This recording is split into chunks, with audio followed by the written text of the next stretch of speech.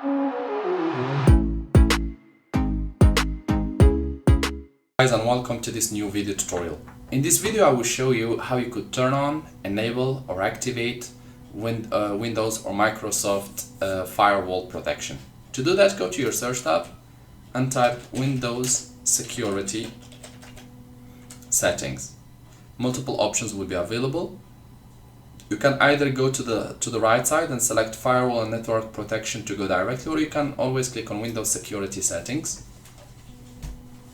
And from there you can always click Open Windows Security.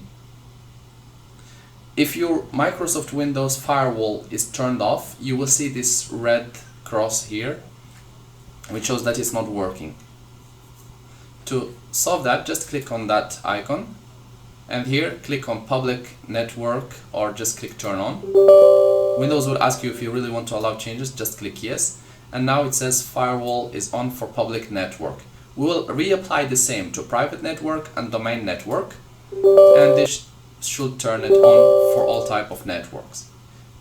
Now our firewall and network protection is on. We will go back, click on this sign to go back, and as you can see it shows in green, which means that it has been enabled.